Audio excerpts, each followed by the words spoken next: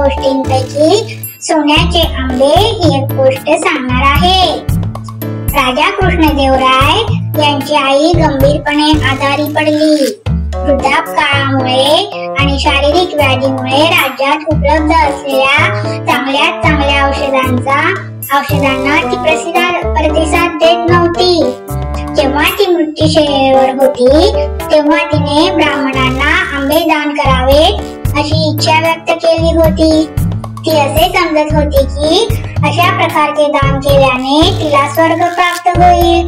पण काही दिवसातच आपली इच्छा पूर्ण न करता तिचा मृत्यू झाला।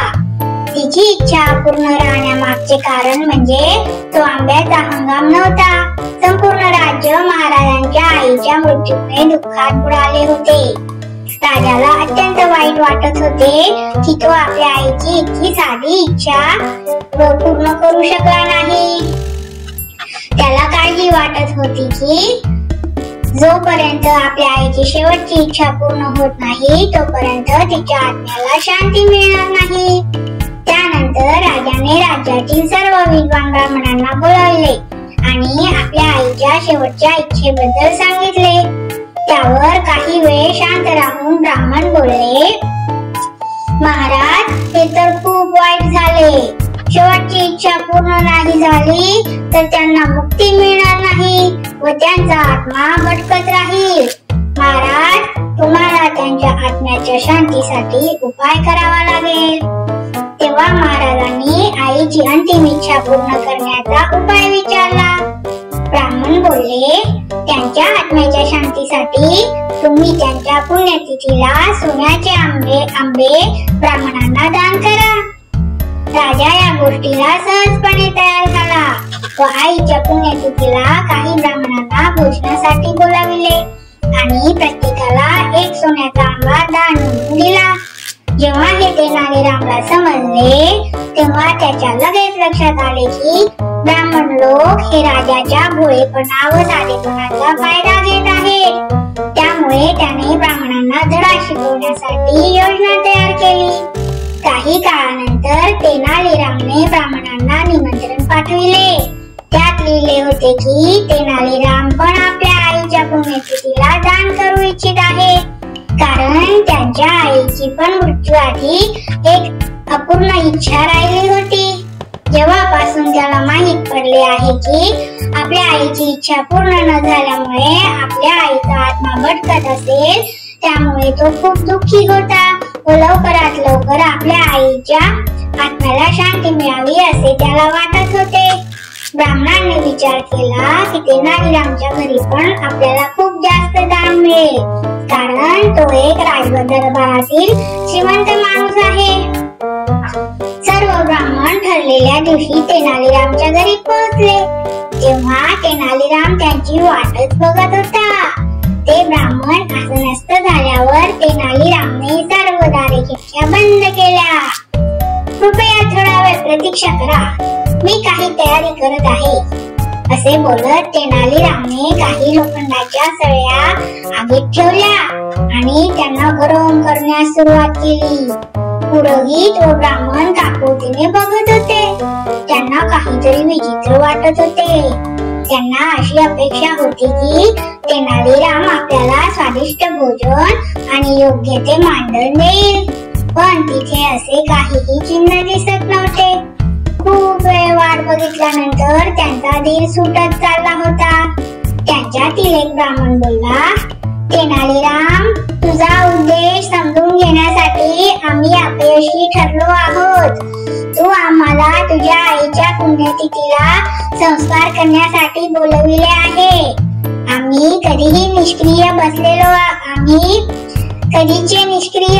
आहोत आणि तू लोखंडी सळ्या गरम करीत आहेस, याचे आणि संस्काराचे काही संबंध नाही। याचा संबंध आहे, तेनालीराम बोलला। माझी आई संधिवाताच्या आजाराने त्रस्त होती। जेव्हा ती मृत्यूशय्येवर होती ती खूप दुःख सहन करत होती। ती मला म्हणायची की लोखंडी सळे गरम करून दुखणाऱ्या जागेवर लाव, त्यामुळे तिला खरोखरच आराम वाटायचा। एक दिवस ती सुट्टीच्या शेवटच्या दिवशी तिला संधिवाताचे बरेच झटके आले आणि तिने मला लोखंडी सळई गरम करून देण्यास सांगितली. मी सळई गरम करायला ठेवली आणि गरम सळई तिला देण्याच्या आधीच तिने प्राण सोडले. मला अतिशय वाईट वाटले की मी तिची शेवटची इच्छा पूर्ण करू शकलो नाही. तिचा आत्मा पृथ्वीवर नेहमी भटकत राहील. तो मुक्त करणे आवश्यक आहे. मला खात्री आहे की या गरम सळया तुमच्या सर्वांच्या शरीरावर लावल्यानंतर नक्कीच तिला आराम मिळेल व तिचा आत्मा मुक्त होईल. सर्व ब्राह्मण खूप नाराज झाले व मृत्यूला घाबरायला लागले. शेवटी ब्राह्मण बोलले, तेनालीराम, तू एक अतिशय हुशार व्यक्ती आहेस. तू अशी अपेक्षा करू शकतोस की आमच्या शरीरावर गरम केलेल्या लोखंडी सळया लावल्याने तुझ्या आईच्या आत्म्याला मुक्ती मिळेल. या सिद्धांताला काही आधार नाही. या सिद्धांताला आधार कसा नाही? तेनालीराम थोड्या रागातच बोलला. जर राजाच्या आईच्या आत्म्याला तुम्ही सर्वांनी सोन्याचे आंबे घेऊन मुक्ती मिळू शकते, तर माझ्या आईच्या आत्म्याला तुम्ही गरम केलेल्या सळयांचे डाग लावून घेतल्याने मुक्ती का नाही मिळू शकत? आंब्याचे दान देणे ही राजाच्या आईची शेवटची इच्छा होती. तसेच लोखंडाच्या सळयांचे डाग घेणे ही माझ्या आईची शेवटची इच्छा होती. हाच तो फरक. पण दोघांमध्ये एकच साम्य आहे, ते म्हणजे आत्म्याची मुक्तता. हे ऐकून ब्राह्मण खूप नाराज झाले. तेनालीराम ब्राह्मणांना बोलला, यावरून तुम्हाला धडा मिळालाच असेल. जर तुम्हाला तुमच्या कृतीची जाणीव झाली असेल तर तुम्ही राजाकडे जावे व त्यांच्याकडून घेतलेले सोन्याचे आंबे त्यांना परत करावे व त्यांची माफी मागावी. जेव्हा ते ब्राह्मण राजाकडे आंबे घेऊन गेले व त्यांनी घडलेला सर्व प्रकार राजाला सांगितला व माफी मागितली. राजाने तात्काळ तेनालीरामला बोलविणे पाठवले. तू असे का केले? राजाने तेनालीरामला विचारले. महाराज, हे ब्राह्मण तुमच्या विषयी निष्ठावंत नाही. त्यांनी तुमची फसगत केली आहे. जेव्हा ते राजाची फसवणूक करू शकतात तेव्हा ते तुमच्या राज्यातील सर्वसामान्य व्यक्तींची पण फसवणूक करू शकतात. मी हे असे फक्त त्यांना धडा शिकवण्यासाठी केले. मला फक्त त्यांचे हृदय परिवर्तन करायचे होते. राजा म्हणाला, तेनालीराम जे बोलला ते योग्य आहे. मी त्याच्याशी सहमत आहे. त्यानंतर राजाने ब्राह्मणांना सोन्याचे आंबे परत केले.